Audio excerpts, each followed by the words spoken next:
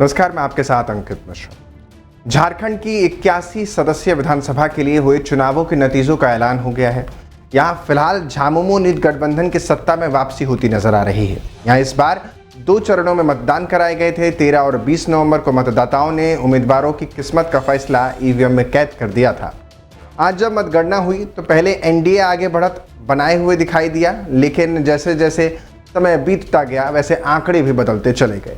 विपक्ष गठबंधन India block सत्ता बरकरार रखने में कामयाब रहता दिखाई दे रहा है और एक और भाजपा के नेतृत्व वाले एनडीए गठबंधन का पूरा प्रचार अभियान घुसपैठिए पर केंद्रित रहा।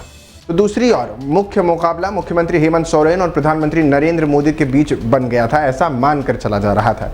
यह स्थिति झारखंड के चुनावों को महाराष्ट्र से भिन्न बना रही थी, जहां कई स्थानीय कद्दावर नेता अपनी साख बचाने के लिए लड़ रहे थे, तो वहीं दूसरी तरफ सत्ता की वापसी के लिए बेकरार भारतीय जनता पार्टी लगातार एक के बाद एक मुद्दों को लेकर के हेमंत सरकार को आड़े हाथ ले रही थी।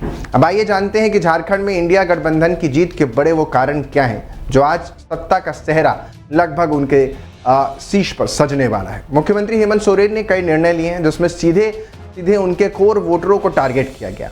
1932 के खतियान आधारित स्थानीय नीति का विधेयक, मॉब लिंचिंग रोकथाम से संबंधित विधेयक, निजी सेक्टर की नियुक्ति में भी झारखंड लोगों के लिए आरक्षण, आदिवासियों और दलितों के लिए 50 की उम्र से ही वृद्धावस्था पेंशन की योजना, राज्य कर्मियों के लिए पुरानी पेंशन योजना की बहाली जैसे फैसले हैं जो उदाहरण के तौर पर उनकी जीत के लिए एक मुख्य कारण माने जाते हैं।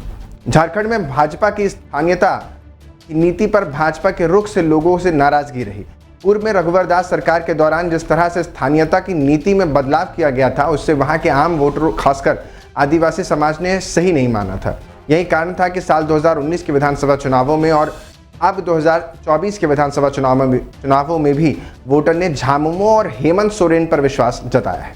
भ्रष्टाचार के आरोपों में झामुमो के मुखिया हेमंत सोरेन का जेल जाना भी झारखंड वोटरों का रास नहीं है। स्थानीय आदिवासी समुदाय ने इसे भावनात्मक रूप से ले लिया। हेमंत को पक्ष में एकजुटता का एहसास होने लगा और शायद यही वजह थी कि लोगों का रुझान देखते हुए हेमंत सोरेन ने इसको भी भुना लिया और बीजेपी के लिए यही खतरे की घंटी बन गया। झारखंड में भाजपा ने पूरे चुनाव अभियान में स्थानीय नेताओं की बजाय बाहरी नेताओं को तरजीह दी। इस बारे में मुख्यमंत्री हेमंत सोरेन की ओर से कई बार सवाल भी उठाए गए। चुनाव अभियान के दौरान शिवराज सिंह चौहान हो, हेमंत विश्व शर्मा जैसे बाहरी नेता खुले तौर पर मैदान में दिखे, वहीं स्थानीय भाजपा नेताओं में जमीनी स्तर पर वैसा उत्साह नहीं देखने को मिला। परिणाम ये रहा कि बाहरी नेताओं की अपील से लोग भावनात्मक रूप से नहीं जुड़ पाए, क्योंकि स्थानीय लोगों को ही लोग सुनते हैं। मुख्यमंत्री मैया सम्मान योजना हेमंत सोरेन की सरकार के लिए कहीं ना कहीं महत्वपूर्ण साबित हुई।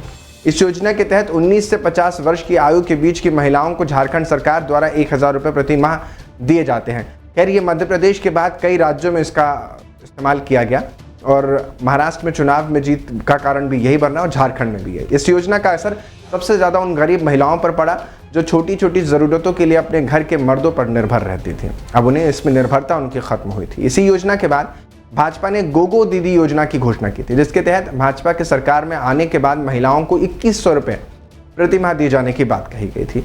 गोगो दीदी योजना के दावे के बाद जेएमएम विधायक कल्पना सोरेन ने घोषणा की थी कि जेएमएम की सरकार में वापसी के बाद मैया योजना के तहत मिलने वाली राशि को बढ़ाकर 2500 कर देंगे, यानी 21 पे जवाब 25 से दिया गया।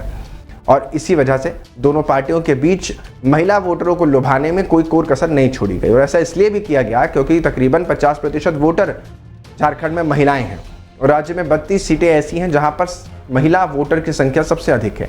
हालांकि अब साफ है कि महिलाओं को कहीं ना कहीं सोरेन की योजना काफ़ी लाभदायक नजर आई और यही वजह रही कि भारतीय जनता पार्टी या गठबंधन को उस कदर कामयाबी नहीं मिल पाई जिसका इंतजार कर रही थी। 2019 के बाद 2024 में भी सत्ता से पीछे रहना पड़ गया है झारखंड में बीजेपी नीति गठबंधन को। तो वहीं दूसरी तरफ झामुमो का इस बार भी वर्चस्व कायम नजर आया।